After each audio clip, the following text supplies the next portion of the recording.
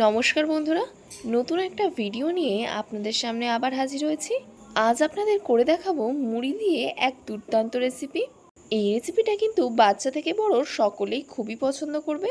আর হাতে বেশি সময় না থাকলে এই রেসিপিটা বানিয়ে দেখতে পারেন। তো চলুন আর কথা না বাড়িয়ে ভিডিওটা শুরু করা যাক। এখানে একটা কড়া গরম হতে বসিয়ে দিয়েছি। এতে দিয়ে দেব সর্ষের তেল। তেলটা খুব ভালোভাবে গরম করে নিয়েছি।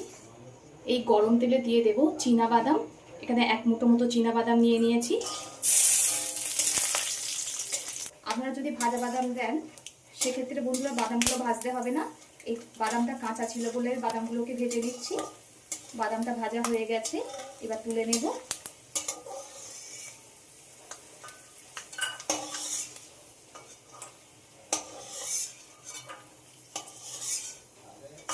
তেলের মধ্যে দিয়ে দেব একটা বড় সাইজের পেঁয়াজ কুচি আর 3-4 কোয়া রসুনকে একদম মিহি করে কুচিয়ে নিয়েছি, সেটাকে দিয়ে দেব।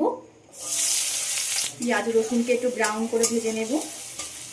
খুব একটা বেশি কিন্তু পুড়িয়ে ভাজবো না, তাহলে পেঁয়াজের টেস্ট নষ্ট হয়ে যাবে। পেঁয়াজ রসুন আমার ভাজা হয়ে গেছে।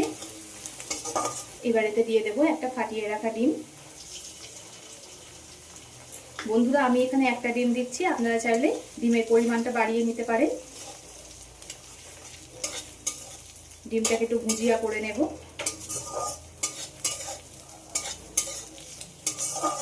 সন্ধ্যে টিফিনে আমরা কি করব বন্ধুরা বুঝতে পারি না। বাড়িতে তো আমাদের সকলেরই প্রায় মুড়ি থাকে, তাই এই মুড়ি দিয়ে এই রেসিপিটা একবার হলেও ট্রাই করে দেখবেন। ছোট থেকে বড় সকলেরই খুবই ভালো লাগবে। প্রতিদিন একঘেয়েমি টিফিন রেসিপি খেতে আমাদের কারোরই ভালো লাগে না।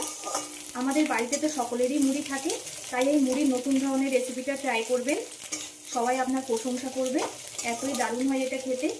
আমার ডিম ভুজিয়া করা হয়ে গেছে। এতে দিয়ে দেব অল্প করে কাঁচা লঙ্কা কুচানো। ঝালটা আপনারা স্বাদ মতো দিয়ে দেবেন, যেহেতু ছোটরা খাবে তাই আমি অল্প করেই লঙ্কা দিলাম। একটা সিদ্ধ করে রাখা মাঝারি সাইজের আলু ঠিক এমন গোটা গোটা করে কেটে নিয়েছি। এবার সেটাকে দিয়ে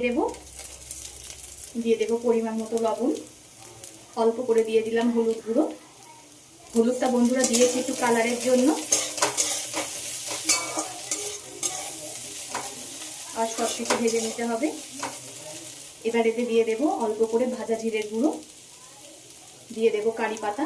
কারি পাতা দিলে বন্ধুরা সুন্দর একটা গন্ধ বেরায় আর খেতেও ভালো লাগে। কারি পাতাটাকে খুব ভালোভাবে ধুয়ে নিয়েছি। এবার কারি পাতাটাকে দিয়ে দেব। আপনারা চাইলে কারি পাতাও স্কিপও করতে পারেন। আবারও ভেজে নেব। সব কিছু ভালোভাবে ভেজে নেওয়ার পরে এতে দিয়ে দেব আগে থেকে যে বাদামটা ভেজে রেখেছিলাম সেটাকে। বাদামটা দিয়ে আবার একটু ভেজে নেব। যেহেতু বাদামটা ভাজাই আছে আগে থেকে, খুব একটা বেশি ভাজতে হবে না। আমার বন্ধুরা কে কোথা থেকে দেখছেন কমেন্ট করে জানাবেন। আপনারা এত সুন্দর সুন্দর কমেন্ট করেন, আমার পড়তে ভীষণই ভালো লাগে। এভাবে পাশে থেকে সাপোর্ট করার জন্য সকলকে অসংখ্য ধন্যবাদ। বন্ধুরা আপনারা পাশে না থাকলে আমি কখনোই কিন্তু এগিয়ে যেতে পারতাম না। আমার সব কিছু ভাজা হয়ে গেছে। এবার এতে দিয়ে দেব মুড়ি। সব কিছুর সঙ্গে মুড়িটাকে ভেজে নেব। এইভাবে একবার হলেও ট্রাই করবেন বন্ধুরা, কথা দিচ্ছি খুবই ভালো লাগবে। মুড়িটা একটু ভেজে নিলে একটা মচমচে ভাব চলে আসে আর খেতেও ভালো লাগে মুড়িটা। এবার আমি নামিয়ে নেব। আমার হয়ে গেছে। আশা করি সিম্পলভাবে তৈরি করা এই মুড়ির রেসিপিটা আপনাদের সকলেরই ভালো লেগেছে। কার কেমন লেগেছে অবশ্যই কমেন্ট করে জানাবেন। আপনাদের কমেন্টের আশায় থাকবো। বন্ধুরা এইভাবে যদি ডিম ভুজিয়া মুড়ির রেসিপি কাউকে করে দেন, সে আপনার প্রেমে পড়ে যাবে। এতক্ষণ ধৈর্য ধরে ভিডিওটা দেখার জন্য সকলকে অসংখ্য ধন্যবাদ। সবাই সুস্থ থাকবেন, ভালো থাকবেন। পরবর্তী একটা নতুন রেসিপি নিয়ে আপনাদের সামনে আবার হাজির হচ্ছি।